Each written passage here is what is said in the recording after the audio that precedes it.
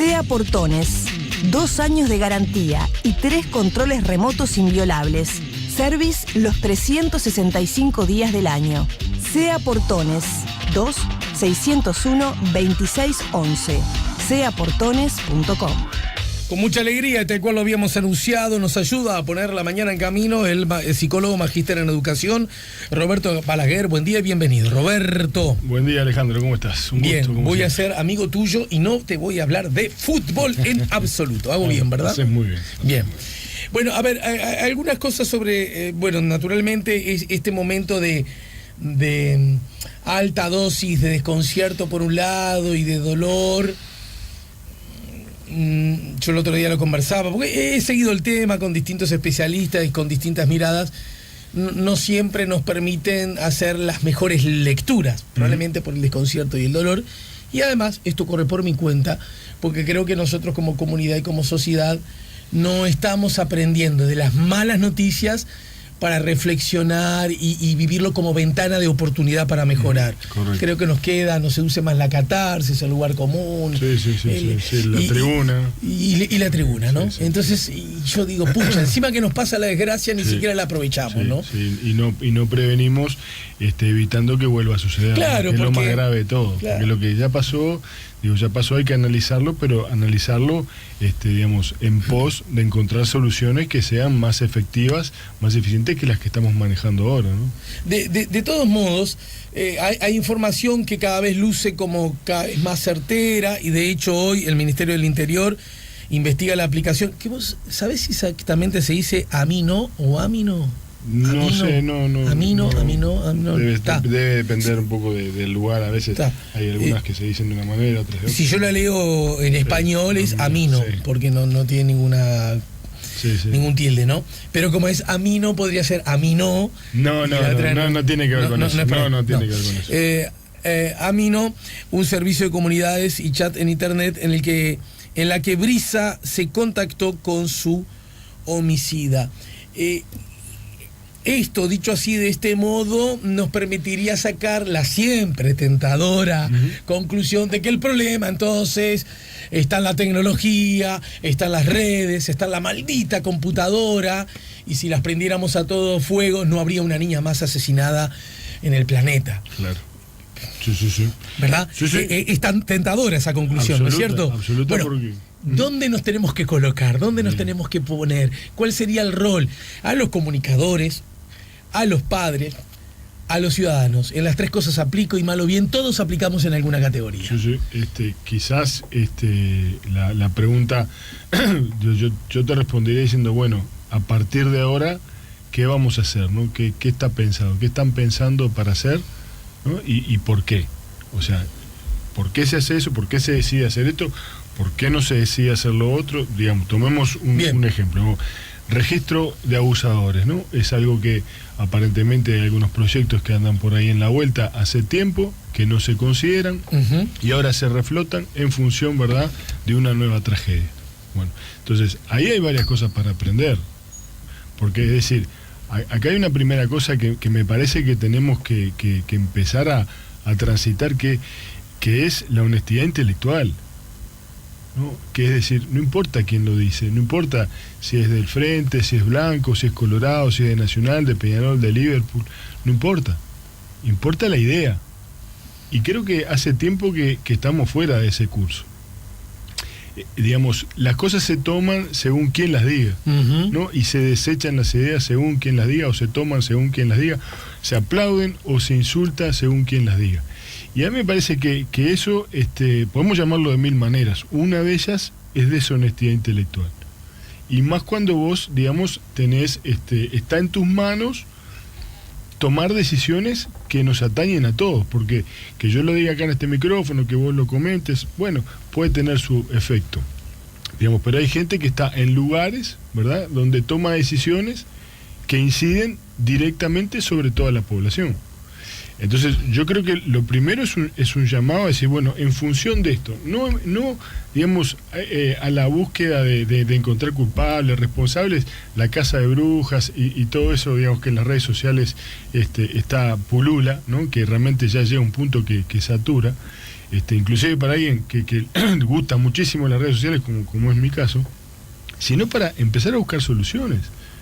Buscar soluciones, no importa quién las diga, ni cuándo, ni cómo, pero que sea un aprendizaje de acá en más, porque con proyectos como ese debe haber 500 en los cajones, y 500 que nos podrían mejorar la vida de todos. ¿Proyectos como cuáles? Por ejemplo, bueno, por ejemplo, registro. decir, bueno, digamos, vamos a hacer un registro de abusadores, sí o no. Digo, no hay caminos intermedios, es sí o es no. Y si decidimos que sí, ¿por qué sí? Y si decidimos que no, ¿por qué no? Y que alguien estudie y diga, bueno, mire, en los países donde el registro funciona, ¿no? Hasta esa fecha había tantos y tantos casos de abuso, a partir de la fecha de registro, esos casos bajaron, subieron, quedaron iguales. O sea, si quedaron iguales no sirve, si subieron parece que tampoco, si bajaron pareciera que sí, pero se necesita pensar, digamos, de algún modo un poco más científico y menos con la camiseta. Y creo que cada vez más, lamentablemente, pensamos con la camiseta todos, permanentemente. Entonces... Sí. En ese contexto que escribílo y firmo abajo, ¿no? A ver, ¿cómo? Y para ir a asuntos concretos, pragmáticos, podríamos llegar, mirá qué nivel, porque no me gusta llevar las cosas así, pero en algún punto me siento obligado a hacerlo. Podríamos llegar a conclusiones que arrojen que si Brisa no hubiese entrado en ese sitio, en ese portal, a lo mejor ella estaría con vida. Lo digo de otra manera, de otra manera. Nuestros hijos, si entran ahí, tienen severos, sólidos, grandes chances de que sean víctimas de alguna forma de abuso de alguna naturaleza. ¿O no? ¿Dónde nos colocamos ante el miedo, ante el supuesto enemigo? Cuando vos te aparece el miedo, que es, digamos, en este caso es de los miedos más fundados que vos puedas tener como padre. O sea, yo creo que hay que pensar mucho para encontrar otro miedo peor que este, ¿no? O sea, es de las cosas que a uno más lo aterra que le vaya a suceder a sus familiares más cercanos, ¿no?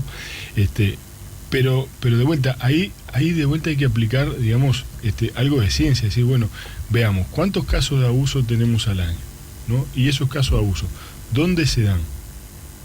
Y la respuesta, yo no tengo los números acá conmigo, pero la respuesta nos conduce para otro lado, que en realidad se dan, ¿sabes dónde? En el ámbito familiar. Claro. Entonces, siguiendo la lógica, ¿no? Ayer tenemos una discusión en un grupo de amigos de toda la vida, con mucho respeto, pero digamos, siguiendo la lógica de que Brisa no entre a las redes sociales, entonces tendremos que seguir la lógica de que uno no puede estar seguro en su casa, porque en realidad el altísimo porcentaje sea con familiares cercanos, con vecinos, con gente de confianza, del entorno, ¿no? Con tu profesor de música, con tu sacerdote. Entonces, lo primero es ver el problema grande, ver el bosque, no ver este árbol, que en este caso, vamos a hablar, no vamos a eludir este tema, ¿no? Pero me parece que el tema acá no es la red social, a mí no ese juego, sino que es el abuso y el asesinato de una niña, que hay dos componentes, la niña y, digamos, su victimario. No, porque uno podría hacerse las preguntas, bueno, ¿qué hubiera pasado si ese victimario no hubiera estado, digamos, en las condiciones de facilidad que tenía? Porque ahí, por más que la niña fuera ingenua, por más que la niña se atreviera a hacer cosas como hacen una enorme cantidad de gurises en el día a día, no se hubiera encontrado con este predador que estaba al acecho. Entonces, las preguntas que podemos hacernos son para los dos lados, ¿no?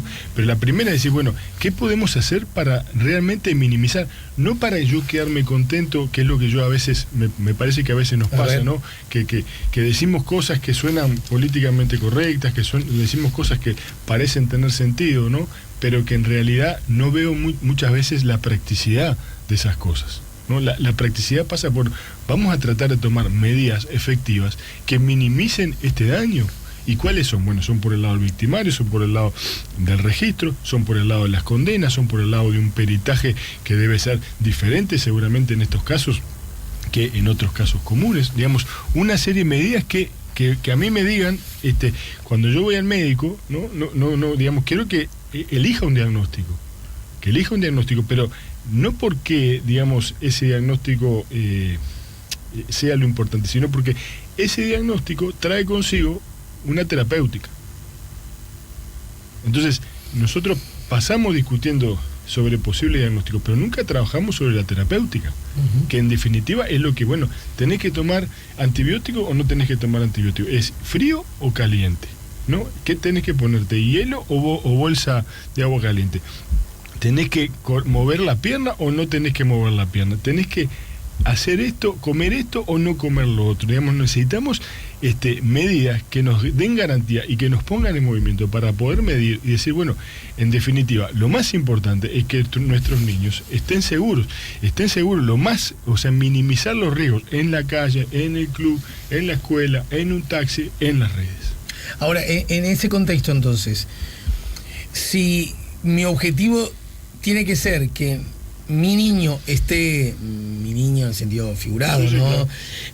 Lo más seguro posible, la tentación siempre a mano es, bueno, la forma en que esté más seguro es que yo lo llene de noes, claro, ¿no? Claro. De barreras, sí, de rejas, de paredes. Lo enjaule, sí, exacto, correcto. ¿No? Y es lo más sencillo y lo que a uno le da más tranquilidad.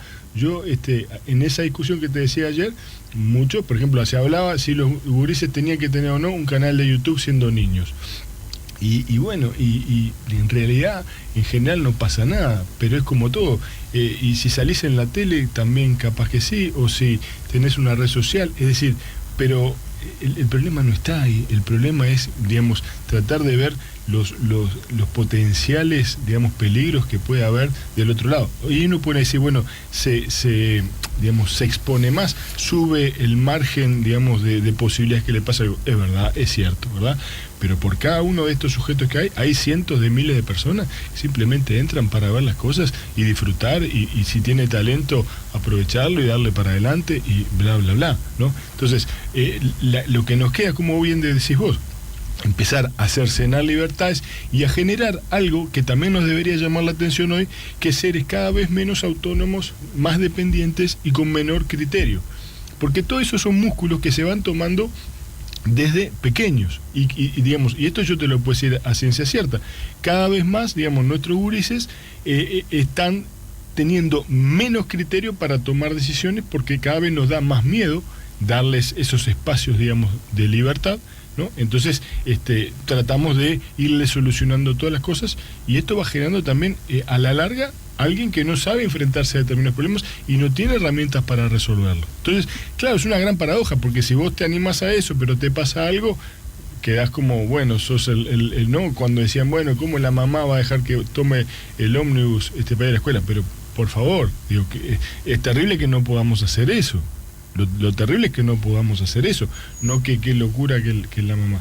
En fin, digamos, es un tema, digo, muy complejo, y que yo digo, a mí me gustaría que nos pusiéramos realmente todos a pensar seriamente y decir, bueno, vamos a tomar esta serie de medidas, no importa quién las diga o cuándo las haya dicho, o olvidemos que eso pasó, ¿no? Y a partir de acá aprendamos. ¿Es mejor un registro? Sí, no. Digamos, ¿tienen recuperación estas personas? ¿Son todas iguales? No. ¿Hay posibilidades de trabajar antes con estas personas? Porque eso es un tema, de repente, que hasta ahora tampoco se ha mencionado. Digamos, los impulsos de estas personas, ¿no? Que, digamos, comienzan en la adolescencia. Y muchos de ellos, no todos, pero yo diría la gran mayoría, en realidad sienten esos impulsos como impulsos que son monstruosos y tienen cierta ajenidad frente a ellos. Es decir, lo sienten como algo como compulsivo, ¿no? Que les cuesta mucho frenarlos, ¿no? Sí. Y se tienen miedo a sí mismos. ¿Qué pasa? No hay una terapéutica para que estas personas puedan consultar, porque inclusive cuando consultan, ¿no? Eso está en la literatura, muchos colegas también los rechazan, entendiblemente por una cuestión ética o moral. Muchos colegas psicólogos en este caso. Claro, psicólogos, psiquiatras, ¿no? Entonces, ¿dónde van estas personas que sienten esos impulsos, que son inconfesables, pero que quisieran decirlos para justamente no dañar? Y esos, digamos, hay países como Alemania, como Canadá, que se está trabajando en eso. Se está trabajando para que esos sujetos que tienen esas inclinaciones, que jamás van a dejar de existir, no pasen a la acción. Entonces, esto es lo que yo digo, medidas, digamos, inteligentes. Es decir, bueno, esta persona y tuvo un delito de abuso sexual, bueno, no puede estar cerca de niños, no puede.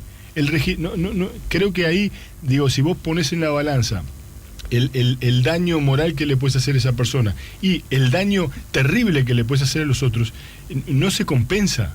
Porque claro, vos lo estás frenando, porque ellos mismos, la gran mayoría, insisto, necesitan que lo frenes, y ponerle un límite a eso es una forma de freno. Después tenés otro sector que son como pareciera ser el caso, digamos, de esta gurisa, donde de repente ya estamos hablando de otros componentes más allá de la parafilia, que estamos hablando de una psicopatía, donde ahí ya es otro cantar, digamos. Bien, está muy bien todo lo que decís, y en todo caso da la sensación que son preguntas que tenemos que hacernos enfocándonos a los potenciales depredadores, ¿no? Sí. Por decirlo así. Sí, que es el, digamos, es el foco. O sea, vos tenés que ir contra el virus. Y la pregunta es, supongamos, porque también sería ingenuo suponer que podamos vivir una sociedad con y sin computadora, porque antes de la computadora también había niños y niños víctimas de abusos, claro, e incluso asesinados, sí, ¿no, claro, es cierto?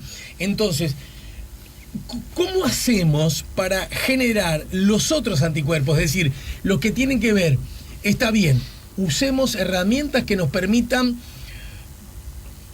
bajar las chances de que un depredador pueda andar impunemente por allí entre todos nosotros. ¿De qué modo también podríamos bajar las chances a que los nuestros, si tienen la mala suerte de enfrentarse con uno de ellos, caiga en sus redes? Una breve pausa, me lo contestás, ¿sí? Perfecto. Estamos con Roberto Balaguer, estamos poniendo La Mañana en Camino.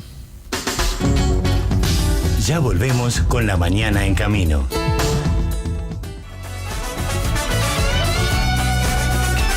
Estamos poniendo La Mañana en Camino, último tramo de la charla con nuestro invitado, Roberto Balaguer. Estaba pensando, Roberto, algunos mensajes llegó de un oyente que hacía especial hincapié de que a veces hablamos de niños o de niñas y a veces son púberes o preadolescentes. Sí, sí. Correcto. Sí, a veces se da con niños, a veces se da con niñas, a veces se da con púberes, tanto niñas como varones, y a veces con adolescentes tempranos. Sí, el caso de Felipe Romero, el niño asesinado por su entrenador de fútbol, era un niño. Era un niño, exactamente. Ni siquiera aplicaba como latente, como púber o preadolescente, sí, ¿no? Correcto. Así que los casos sí, es verdad, son muchos.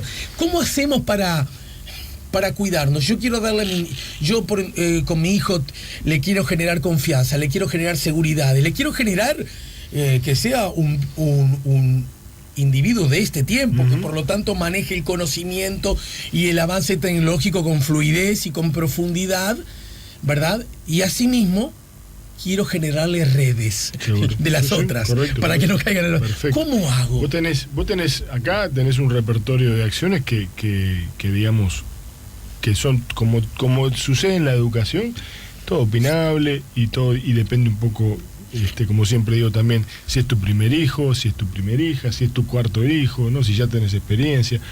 Vos, a medida que vas avanzando, digamos, en la paternidad, vas dando mayores libertades, porque vas confiando más en vos y vas confiando más en que las cosas te salen bien. Entonces, lo que hace un padre, una madre con su primogénita, no es lo mismo que hace un padre y una madre con su cuarto hijo. O sea, son padres cualitativamente distintos. Sí. Pero aún así, ¿no? Supongamos, vos tenés la posición de decir, bueno, no a las redes sociales, no al celular. Bueno, la pregunta siguiente es, bueno, ¿no hasta cuándo?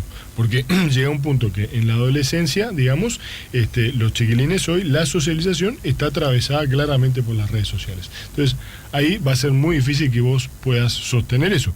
Ahora, ¿cuándo se comienza? Bueno, yo no sé cuándo se comienza, lo que sí sé es cuándo comienza en la realidad. Y te diría que esto comienza a los 7, 8, 9 años.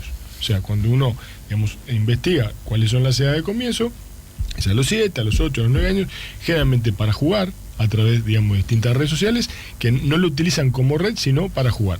El tema es que cada vez más los juegos, las aplicaciones de juego, tienen chats internos para vincularse, que es lo que pasó en este caso, para vincularse con los otros jugadores. Y después de un tiempo que vos estás ahí, ya te conocés que el seudónimo fulano, no sé cuánto. Entonces, primera cosa es siempre utilizar un seudónimo en los juegos, ¿no? Nada que te identifique. Luego, no dar datos que te identifiquen en la realidad, sobre todo si sos niño, ¿verdad? Pero estas son cosas que hay que enseñar. Lo otro es decir, bueno... Como enseñamos a cruzar la calle, digamos. Exactamente. Mirá para los dos lados, porque si miras para uno solo te puede pisar un auto. Exactamente. Después de decir, bueno, si hay alguien, ¿verdad?, que dice ser fulano, puede ser que sea, pero vos en la vida virtual puede suceder que no sea. En la amplia mayoría de los casos sí son, pero hay un porcentaje bajo que capaz que no son. Y esos que no son, además, que se están haciendo pasar, esto tiene un nombre, se llama grooming. Lo que hacen pasar, además, son muy hábiles para manipular a los otros, ¿no? Sobre todo en los casos más extremos. Porque suelen tener más conocimiento, más edad, más experiencia. Porque, digamos, por ejemplo, cuando va de la mano una psicopatía, ahí, digamos, hay un tema, digamos, de poder de seducción, de poder leer al otro, de poder encontrar las frases, están buscando cuál es el gancho, ¿verdad?, para que el otro pique. Entonces, son personas también que muchas veces son insistentes. Entonces también enseñarles a nuestros hijos que cuando tenés a alguien que es insistente, que te hace preguntas, que trata, digamos, de ir más allá del juego, que ahí hay una alerta amarilla. Capaz que es un pibe o una chiquilina común y corriente, pero capaz que no. Entonces, y si luego además te pide datos como para identificarte, es una nueva, digamos, luz amarilla, una nueva bandera amarilla. En el caso que superes todo eso y diga, no, yo confío y te vas a encontrar con alguien, ¿no? Y bueno, en ese caso, siempre comunicarlo a un adulto y que además, si llegas a concretar ese encuentro, que ese encuentro sea con un adulto. Porque la verdad es que también hay mucha gente que se conoce a través de internet, se hace amigos, se casa y pasan muy felices y forman una familia. Entonces, no es que no podés encontrarte con nadie, tenés que tomar todos esos recaudos, ¿verdad? Pero para eso hay que enseñarlo, hay que hablarlo, y ellos tienen que practicar y tienen que tener, digamos, ese lugar. Cada vez más, Alejandro, en el ámbito de internet, a partir de lo móvil, se ha vuelto más difícil controlar. Se ha vuelto más difícil controlar porque tus pibes tienen una tablet, tienen un celular y van al baño y van afuera y andan con ella. Pero además, Roberto, de eso que decís, que es clarísimo como el agua, alguna cosa que también creo que la hemos hablado, podríamos decir casi jugando, que por primera vez en la historia, quizás con el lápiz y el papel, en algunas generaciones también nos pasó lo mismo, no solo va al baño, va a la esquina, va a un dormitorio o a la parte delantera o trasera de la casa o en el ómnibus. No solo eso, que es nuevo, sino que por primera vez maneja un lenguaje, una herramienta, un instrumento sobre el cual tienen más conocimiento, claro, que el mayor. Pero ahí está la gran trampa en la que quedan muchos, valga la redundancia, de los padres atrapados, que tienen conocimiento de esas redes, tienen conocimiento de repente tecnológico, pero estas otras habilidades que venimos hablando son habilidades blandas, son habilidades analógicas, son habilidades para la vida. Y son habilidades que los padres debemos transmitirle a nuestros gurises, no importa el ámbito, porque esto se aplica a ir a jugar a Atenas, se aplica a ir a ver a jugar a Liverpool, se aplica a entrar a una red social, se aplica a la salida de la escuela, a la salida del cine, a la salida del baile, donde vos quieras. Todo eso, digamos, funciona de la misma manera. Claro. Lo que nos está faltando es diálogo con los gurises, ¿no? Diálogo preventivo. Diálogo no para hacer un mundo paranoide, porque tampoco está bueno, pero sí para alertarlos que no toda la gente, la gran mayoría de la gente es buena, pero hay un sector que no son buenos, ¿no? Y tenemos que estar preparados para eso. El dato uno, lo dijiste al pasar y yo lo subrayaría una vez más, ¿no? Porque la seducción apocalíptica también siempre rinde. Sí. La mayoría de las personas son buenas. Por lo menos son medianamente buenas. ¿No? Digamos, si querés, más conservadoras. Suficientemente buenas. No son lo suficientemente malas como para dañarte como para dañarte, exacto, ¿no? Para jorobarte capaz que sin alguna cosa, no darte un cambio, ¿viste? Yo qué sé. Bueno, no, tirarte el auto arriba, claro. No, o sea, pisar un charco y mojarte en la parada. Digo, toda una serie de cosas que podemos buscar mil. Pero en general no te van a hacer daño, ¿no? Y lo otro, me parece que también, que correlato de esto, es que un poco estamos muy cercanos a lo que en otros tiempos nosotros veíamos con asombro en la sociedad americana, que era el no compromiso de la gente, ¿no? Por miedo a meterse y salir, el comedido sale jodido, Sí, ¿no? sí, sí. Entonces cada vez más la gente, digamos, tiene miedo de meterse, de involucrarse, a veces por miedo real de que te pase algo, ¿no? Porque hay Pero, casos que han sucedido. ¿en qué aplica esta situación? Y a este en el escenario? sentido de meterse en algo que vos no terminás sabiendo y que capaz que es un tema de pareja, o es un tema de padre-hijo, o es un tema de padre-hija. En fin, digamos, podemos buscar mil cosas, pero como que hay una tendencia cada vez más marcada al desinvolucramiento, ¿no? A decir, bueno, yo ya tengo mi propio problema, no me quiero meter porque capaz que Pero termino... esa actitud, la entiendo perfecto, la identifico perfecto. ¿En qué medida podría, curiosamente, paradójicamente, promover el desamparo de alguien? Y ¿Por bueno, qué podría transformarse en una herramienta alentadora de la mala nueva? Bueno, quizás lo vimos cuando, digamos, una persona saca a otra persona de un baile, ¿no? Y nadie interviene, ¿no? Dolores, A la fuerza. estás hablando de Dolores, por claro, ejemplo. ¿no? Por ejemplo, nadie interviene, bueno, un poco porque no quieren meterse, un poco por miedo, un poco por un montón de cosas. Entonces, tenemos que repensar eso porque, digamos, el tejido social es lo que de alguna forma nos ayuda a protegernos, ¿no? Y si ese tejido se rompe, bueno, generamos más vulnerabilidades y, digamos, y hacemos que ese escenario sea más factible para que sucedan este tipo de cosas. Ajá. Y en ese contexto tenés otros compromisos y pues, vas a llegar ahora, te prometo. Pero hay un asunto, yo siento que ante este universo quiero llevarme de deberes como casi en un mástil esto que vos señalaste. Cuidado, padre, madre, abuelo, ser de autoridad y amoroso.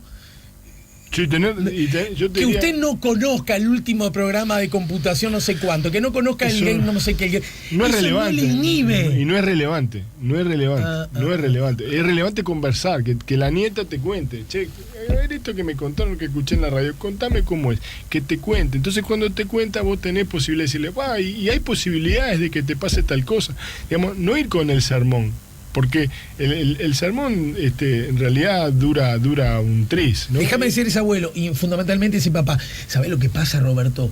Que yo, en la medida que intento meterme en ese universo del diálogo, del intercambio, me ve a mí como un hombre o mujer que represento la autoridad, estoy desprestigiado desde esa posición, o voy a tener un hermético silencio, o voy a tener un discurso paralelo funcional a la respuesta que saben que yo estoy buscando, o lisa y llanamente la mentira descarada. Bien, ¿no? Perfecto.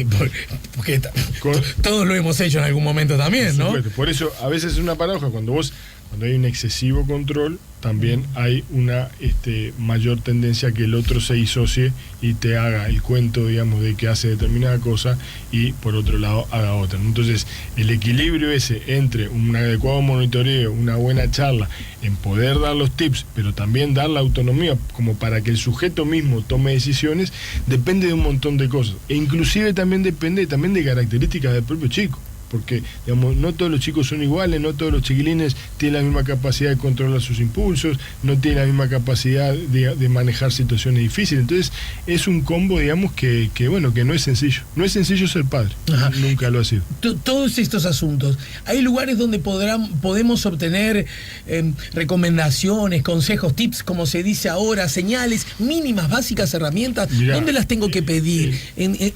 ¿Qué puerta es la que tengo que golpear? En el último libro, que Vivir en la Nube, que salió en julio de este año, muchas de estas cosas están ahí presentes, ¿no? Pensándolas en función tanto, porque esto comienza en los niños, esto comienza entregando los dispositivos a los niños, entonces es una educación, digamos, de una ciudadanía digital que tenemos que ir construyendo, así que muchas de estas cosas podés encontrarlo tanto ahí como incluso en un libro anterior, Hiperconectado, junto con la periodista Cristina Canoura. Ahí de mi lado, digamos, desde todos estos años de investigación, ahí hay muchas cosas que pueden ayudarte. Blanco sobre negro, Balaguer, casi con un sí, con un no. Celulares para los niños, ¿sí? ¿No? ¿Desde cuándo? ¿Con qué características el celular? Te voy a responder de esta manera. Hace 15 años los celulares se entregaban a los 18 años. Era un rito de pasaje a la adultez. Casi como el pantalón largo. Casi como el pantalón largo. Hoy intentá darle a tu hijo a los 18 años un celular y seguramente pida tu internación preventiva en un psiquiátrico. Claro. ¿no? Que mi papá no me viste que hace 12 que lo tengo. Claro, ¿no? Entonces, esto hay un tema cultural, pero también hay un tema claramente que de los 12, 11 años para abajo, digamos, las capacidades cognitivas de los chiquilines de manejarse son menores. Entonces, vos tenés que tener ahí un para qué. Realmente un para qué se lo vas a dar que tenga cierto asidero, no tenerlo solamente porque lo pidan, porque que lo pidan o que todos tengan, como te dicen, nunca todos tienen, nunca todos van a la fiesta, nunca todos... Tengo que meterme en su red, tengo que hurgarlo, tengo que... Tenés que dialogar, tenés que conocerlo, tenés que tener confianza en él y darle la confianza para que él tome las decisiones. Y si se equivoca, que es esperable que se equivoque, vos manejar también ese error de una manera constructiva. Roberto Balaguer, gracias por el tiempo y la seguimos más temprano que tarde, ¿sí? Dale, con mucho gusto. Nos ayudó a poner la mañana en camino el experto en redes sociales, tecnología en general, magíster en educación, psicólogo, escritor, investigador, docente, conferencista nacional e internacional y además amigo, felizmente, de esta casa, Roberto Balaguer. SEA Portones, 2 años de garantía y 3 controles remotos inviolables. Service los 365 días del año. SEA Portones, 2-601-2611. seaportones.com